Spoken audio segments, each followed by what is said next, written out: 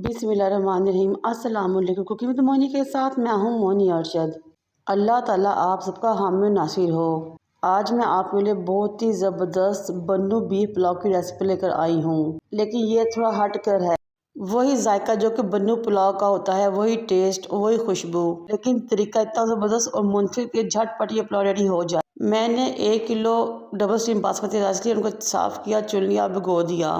फिर मैंने 3 पाव बड़ा गोश्त लिया, 2 अदद बड़ी हड्डियाँ इनकी नलियाँ ली, इनको कुकर में डाला और एक जग भर के पानी का डाल दिया और इनको मैं गला लूँगी 15 से 20 मिनट के लिए विसल लगा के।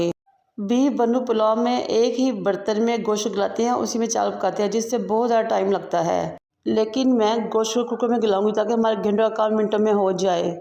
लेकिन जायका खुशबू बिल्कुल बीफ बन्नू पुलाव की तरह जिस तरह के आपके बाज़ार में या इलाके में मिलता है। गोश्त को गलाकर मैंने साइड पर रख लिया। ये हैं खड़े मसाले, दालचीनी, लौंग, बड़ी इलायची, छोटी इलायची, जवित्री, बादियान के फूल, इन तमाम चीज़ों को हमने पीस लेना है।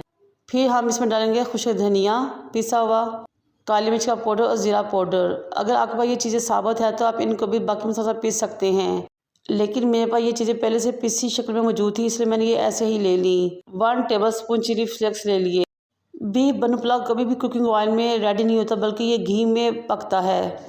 एक बर्तन को चूल्हे पे रखा, उसमें मैंने घी तकरीबन 1 कप डाल के गर्म कर लिया।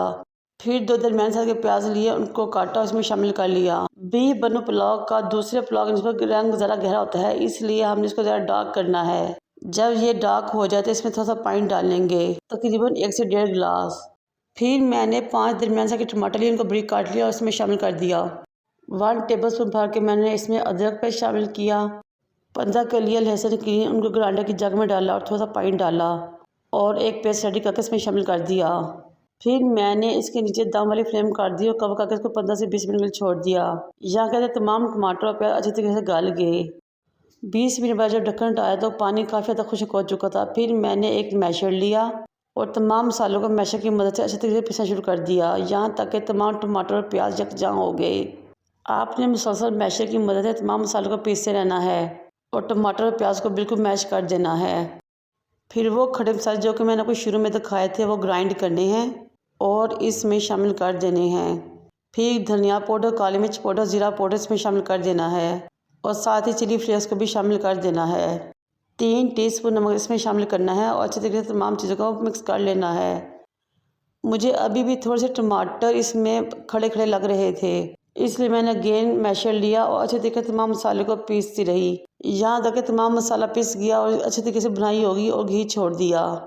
जब मसाले ने अच्छे तरीके से घी छोड़ दिया और एक ग्रेवी की शक्ल इख्तियार कर ली, गले हुए गोश्त और नलियों को मैंने यखनी से अलग किया और इस मसाले में डाल दिया और अच्छे तरीके से मसाले और गोश्त की दोबारा बुनाई की। अगर आपको इस मौके में मेरी वीडियो अच्छी लग रही हो तो आप सबसे रिक्वेस्ट है कि मेरे चैनल को लाइक करें, शेयर करें, सब्सक्राइब करें और बेल आइकन को टच करें ताकि तमाम वीडियोस आप तक पहुंच सकें और अपने फैमिली मेम्बर्स और फ्रेंड्स के साथ भी मेरी वीडियो को शेयर करें। मैंने 1 kilo double steam basmati rice लिए थे, जो मेरी पैमाइश के मुताबिक 3 गिलास बनते हैं। जब गोश्त की अच्छे तरीके से बुनाई होगी तो फिर मैंने 4 गिलास इसमें पानी शामिल कर दिया। कुछ इसमें यखनी थी और जो यखनी कम थी वो पानी डालकर पूरा कर लिया। फिर मैंने इसमें 5 से 6 हरी मिर्च डाली। इस मौके पर अगर आप चाहें तो नमक भी चेक कर सकते हैं। इस टाइम पे हरी मिर्च शामिल करने से एक तो हरी मिर्च का रंग ख़राब नहीं होता, दूसरा इनका बहुत ज़बरदस्त टेस्ट और अरोमा हमारे पुलाव में शामिल हो जाता है। जब पुलाव का पानी पकना शुरू हुआ तो मैंने चावल इसमें शामिल कर दिए और फिर इन तमाम चावलों को पुलाव की यखनी में अच्छे तरीके से मिक्स कर दिया। अब हम इनको कवर करके पकाएंगे, नीचे फ्लेम हम हाई रखेंगे। ये बहुत ही जूसी, ज़बरदस्त और टेंडर पुलाव बनता है। तकरीबन 5 से 8 मिनट बाद जब मैंने ढक्कन उठाया तो देखे काफ़ी तक पानी खुश्क हो चुका था। एक दफ़ा भी चावलों के अंदर चम्मच लेंगे ताकि तमाम इंग्रेडिएंट्स अपने अच्छे तरीके से मिक्स हो जाएं। अब हम चावलों को देंगे दम तकरीबन 20 मिनट के लिए, लेकिन जब दम आ जाए तो आपने जैसे फ्लेम बंद कर देनी है और 10 मिनट तक दम दोबारा नहीं खोलना। फिर हम इसको डिश आउट करेंगे। ये ले जनाब, हमारा बहुत ही ज़बरदस्त जूसी मज़ेदार सा मलंग जान बीफ पुलाव रेडी है। मेरी इस रेसिपी को ज़रूर ट्राई कीजिएगा और मुझे अपने फीडबैक से आगाह कीजिएगा। मुझे और मेरे वालिदैन को दुआ में याद रखें। अल्लाह हाफिज़।